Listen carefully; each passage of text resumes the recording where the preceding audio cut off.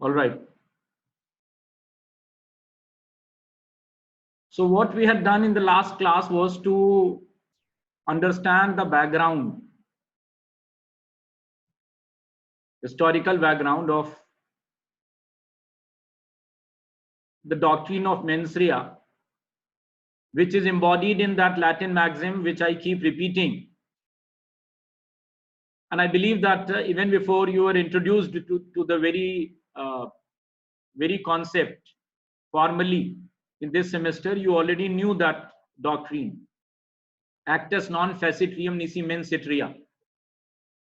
Actus non facit reum nisi mens et rea simply means that it's not the mere act of yours that makes you criminally liable unless and until your mind was also at fault.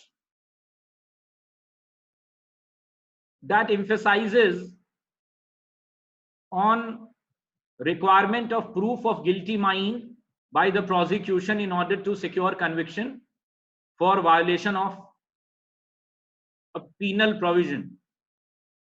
I had also told you that it was only after 12th century in England that in religious sermons and also in canonical laws, some reflections as to moral blameworthiness have to be found, and it was only after 12th century that the doctrine of mens rea or requirement of moral blameworthiness as it was then known was slowly and gradually assimilated and grafted into the legal texts. You remember that I had mentioned that how the British jurist Bracton had started emphasizing on the requirement of mens rea to be taken into account before a person could be held guilty for a criminal act. And by the turn of 17th century, it was widely accepted across the common law world that unless and until a person's mind is also guilty, the mere act would not be making him liable. That was the final recognition of the doctrine of mens rea. But at the same time, I had also emphasized that this period, and even after period from 12th century to 17th century and even later 18th century, even 19th century, can be said to be a period of common law where there was little statutory law, little law that was passed by the parliament, and therefore this doctrine was always regarded as a doctrine applicable to the common law offenses. But when the British Parliament started making more and more penal legislations, and much of the law was statutory and no longer common law, the question that arose was that whether the doctrine of mens rea shall have its application to the statutory offenses with the same vigor, with the same force, or not. And that is exactly what we had started talking about. I had also told you that traditionally we discuss this development with the help of certain cases, leading cases, few which have lost their relevance legally and are only academically relevant, and few which are still relevant both academically and legally. And in doing that, I had started with R versus Prince, that celebrated but equally controversial decision, of which I had already narrated the facts in detail, the applicable law and the question of its interpretation. I had also told you that because of the importance of the question that it involved, a very unusually large bench of judges was constituted. 16 judges, I told you, and the bench returned a verdict of guilty with an overwhelming majority of 15-1, with the sole dissenting opinion of Justice Brett. I had also told you that there are 4 different opinions expressed, including the sole dissenting opinion, 3 concurrent opinions provide different grounds for holding Prince liable under section 55 of Offence Against the Person Act of 1861, which, for your benefit, I had read and had also told you that is almost similar to what we have in the Indian Penal Code. What is very interesting in this regard is that both the Indian Penal Code offense of kidnapping from lawful guardianship and section 55 of the Offence Against the Person Act of 1861, they are contemporary laws. Contemporary because both were brought on a statute book at around the same period of time, 1860, 1861. And also use almost the same language. Even the age that has been mentioned out there,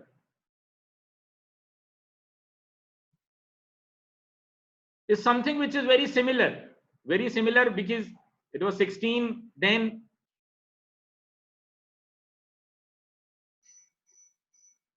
In the Indian counterpart of that provision, section 361, it's 18. That's another matter, but almost similar.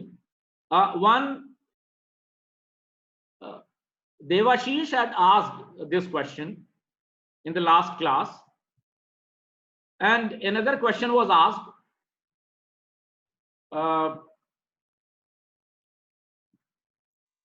Person, 17-year-old girl, fraud, document represent her age 19.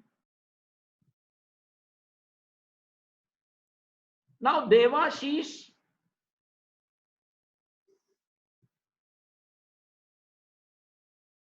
I can only give you my opinion on what you have asked.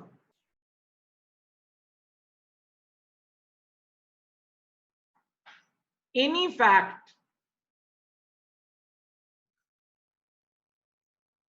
which the defendant believed to exist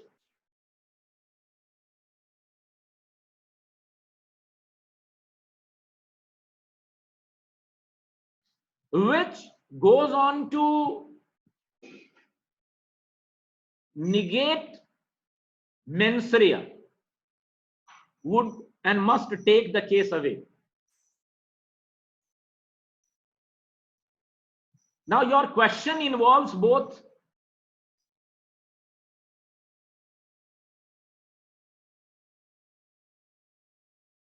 substantive and procedural aspect.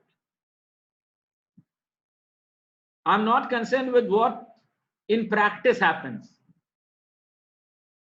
I'm only concerned with whether the doctrine of mens rea should apply to the fact situation that you have presented or not.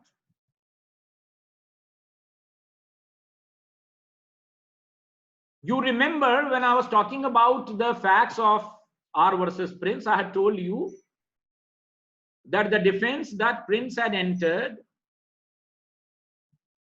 was to the effect that the girl appeared to be well above 14.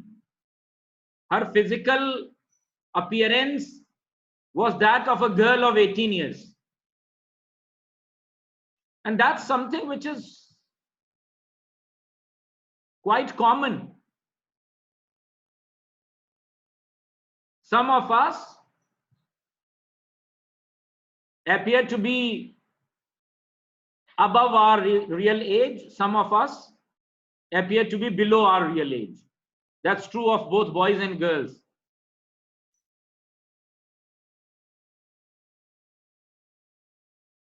And the other thing that he had apprised the jury was that the girl herself had told the accused that she is 18. Now combine the two. The girl saying that she is 18 and she in fact appearing to be 18, her physical appearance being that of an 18-year-old girl, must have led to this honest belief, must have induced this honest belief that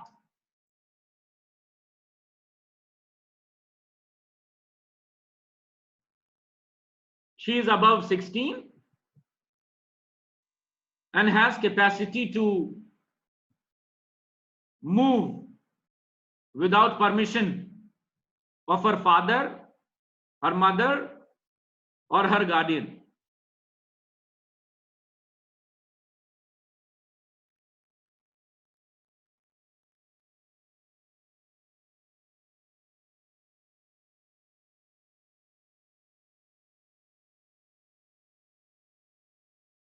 Now, a 13-year-old girl who seems to be 13, coming to your question,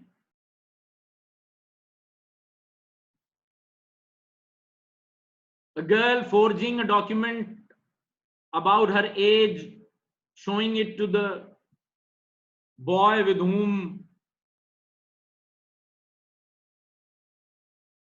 she is in a relationship, and the boy believing. अभी India में the law is that the belief has to be honest and based on reasonable grounds. Honest and based on reasonable grounds.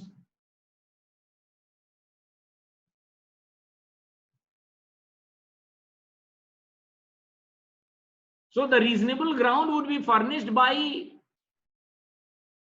maybe multiple factors, her physical appearance and also the document that she produces, even if the document is forged. No one is bound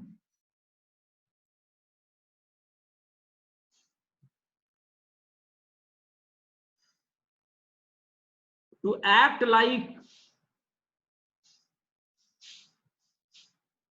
a spy to find out whether the document is forged or not. Apparently forged. If it seems to be genuine, this something very. My only point is that if the fact that the defendant believed in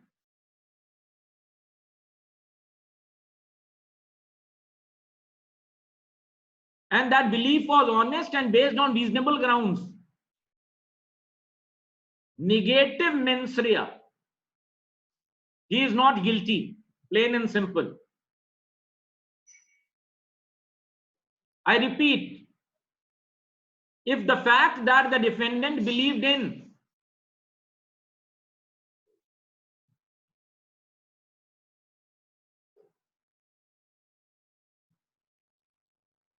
he believed honestly and on reasonable grounds, that would be sufficient to negate mens rea. Specific examples are not going to help. We need to be very objective in this regard. Very, very objective in this regard. As was the case in this case, in R versus Prince. A girl, 17-year-old, forging document representing her age to be 19.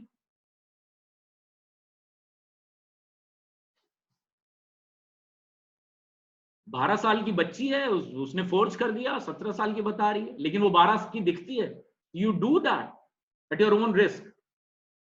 You believe at your own risk. That belief can't be said to be honest. That belief can't be said to be based on reasonable grounds. And therefore, merely stating that you believed her to be 19 would not be sufficient unless and until you show something more than that.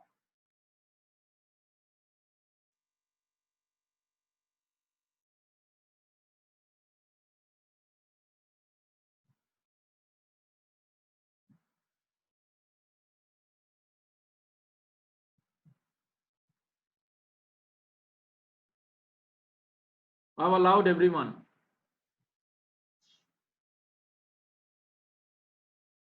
The only point is that it's difficult for me to keep looking at the right corner of the screen. I'm not using my mobile phone. I'm using my laptop.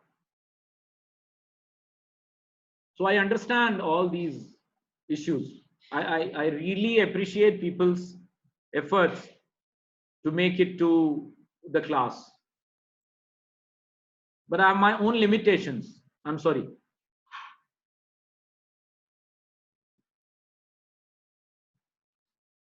In which case,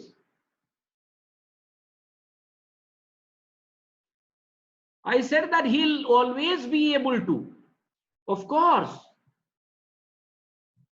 In fact,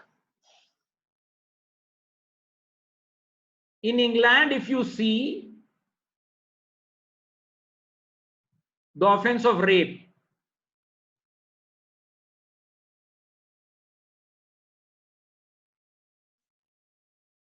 theoretically, the definition is almost similar to what we have in India.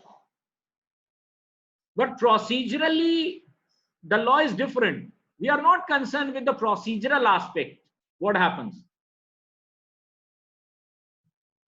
So my answer would only be that if there are facts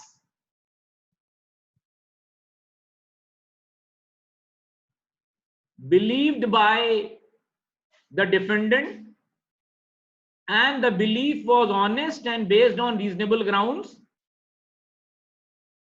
negating mens rea, he is not guilty. Why he is not guilty? Because actus non facit reum nisi mens sit rea. And this was not some petty ordinary offense.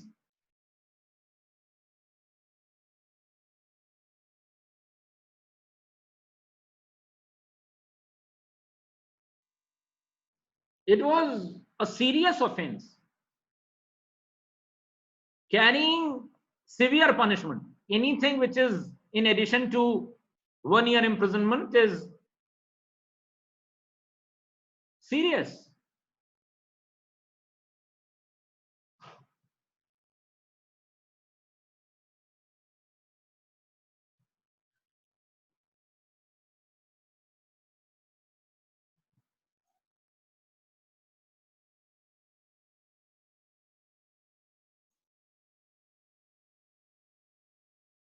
So what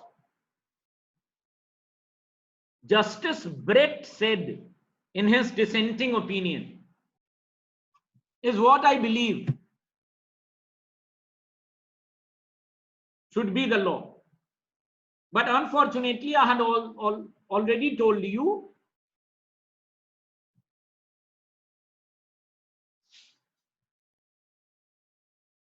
that till the beginning of 21st century, it was only in 2000 in B versus DPP that the House of Lords formally and finally declared R versus Prince to be bad law.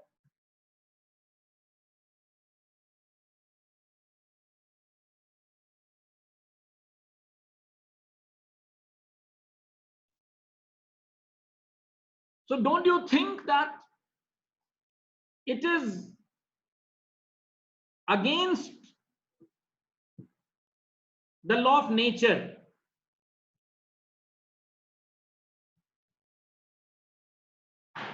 that a human being who has capacity to think, deliberate, distinguish between good and evil should be held guilty without any consideration as to guilty mind? That is exactly what distinguishes and what differentiates humans from lower animals. You may remember I had told you that recognition, assimilation of the doctrine of mens rea marks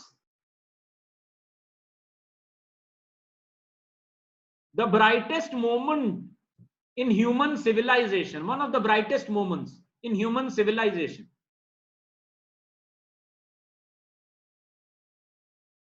The watershed moments of human civilization would not be that we invented some machine, we created some great things and all. How we treated people.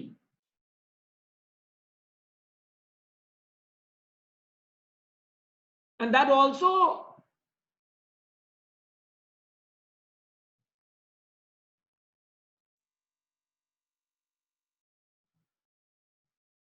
shows recognition of mens rea, that also shows that criminal wrongs are different from other wrongs, like breach of contract, like civil wrongs that you today call torts, where no guilty mind is required. But then you don't punish. And those wrongs are personal in nature.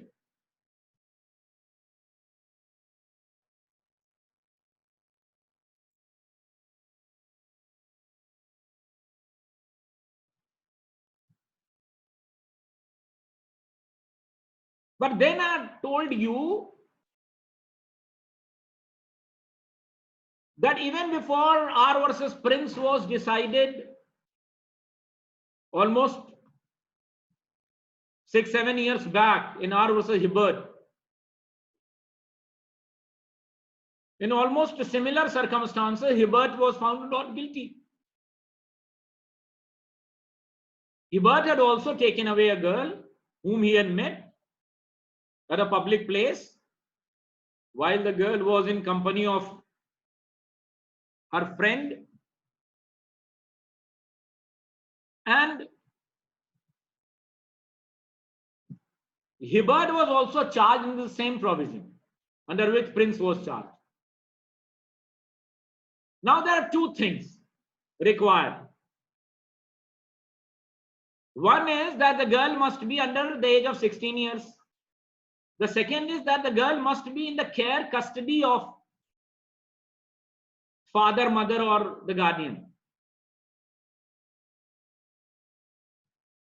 So what does this mean? It means that if the girl is above 16 and the girl is not in care custody would not only mean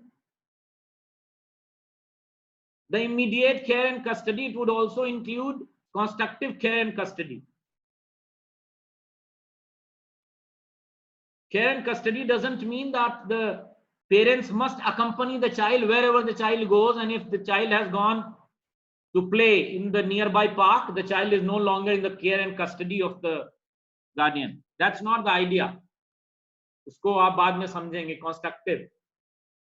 It's like you possess so many things that you don't carry in your pocket, in your wallet. I possess my car, even if I'm not carrying my car with me. I possess all the books in my chamber, in the university office. That's constructive possession.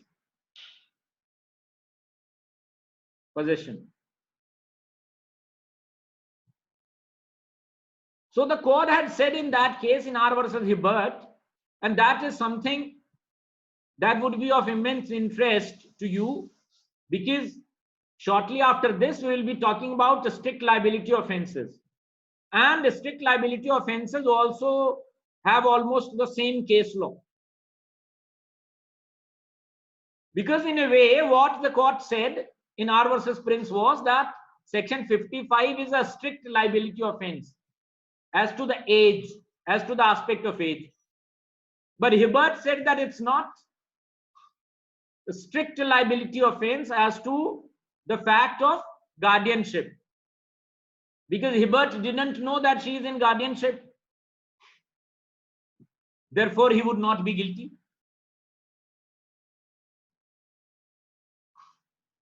Prince also didn't know that she is under the age of 16 years, but Prince was still held guilty. Why Prince was held guilty when he did not know? Because the liability is strict vis-a-vis age. Why Hibbert is not guilty in spite of being in violation, technical violation of that statutory provision? Because liability is not strict vis-a-vis the fact of guardianship, and it must be shown specifically that he had a guilty mind. He knew that she is in guardianship, and in spite of this knowledge, he took the girl away. आपको याद होगा, मैंने बताया था आपको Bramwell ने क्या कहा, ब्लैकबर्न ने क्या कहा, जस्टिस डेनमन ने क्या कहा. They all seem to agree that liability is strict. Liability is strict. Liability would arise irrespective of the fact that whether he knowingly did or not. Bramwell was little more unreasonable, where he distinguished between malum in se, malum prohibitum, blah blah blah, which I had discussed in the last class.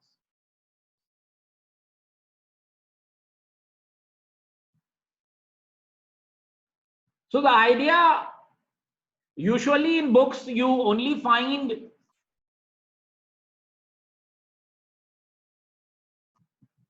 R versus Prince, R versus Hibbert is, for reasons that I don't know, is not discussed alongside, but must be discussed, of course. And then that was just the beginning of this problem of application of doctrine of mens rea to statutory offenses, and see how the courts approach by looking at the second, rather the next case, that is R versus Tolson. R versus Tolson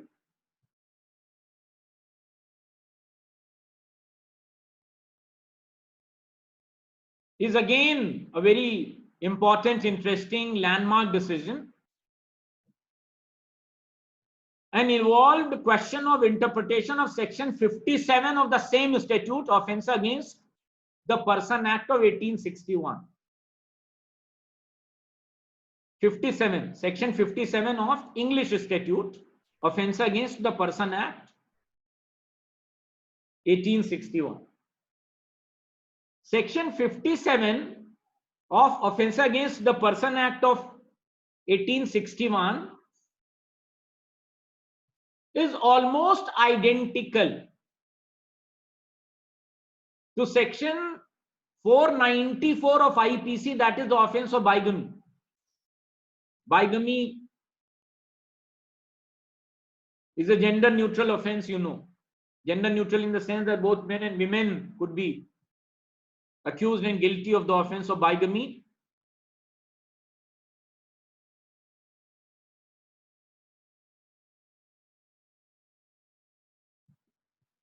And the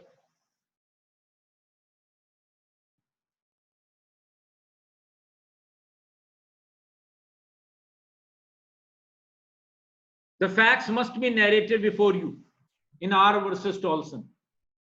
Tolson. 1886 to 1890, bracket closed, all England reporter, all ER, REP 26. That is a citation. Anyway, you would find the citation online. You can find it. R versus Tolson. Other citations as well. But you need to understand the chronology. Chronology समझिए.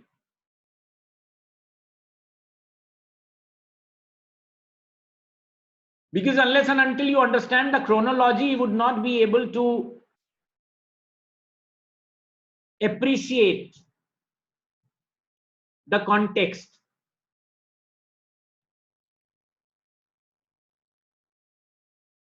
On September 11, 1880, Mrs. Tolson was married to, of course, Mr. Tolson. They got married.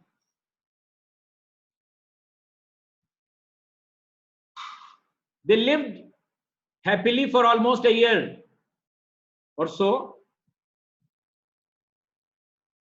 And on December 13th, 1881, almost 14 months after their marriage, Mr. Tolson deserted her, deserted his wife.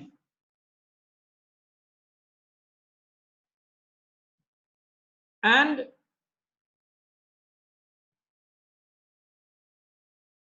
his whereabouts were not known to this poor lady, Mrs. Tolson.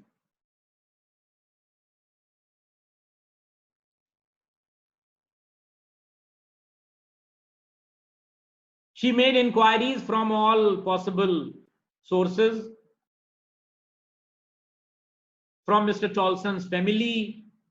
She was joined by her father in making frantic inquiries about the whereabouts of Mr. Tolson.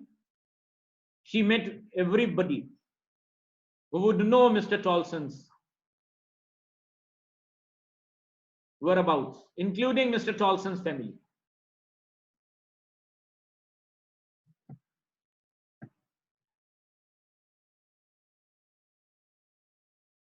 And during these inquiries, she got to know that Mr. Tolson had left for America on a ship, which unfortunately met with an accident.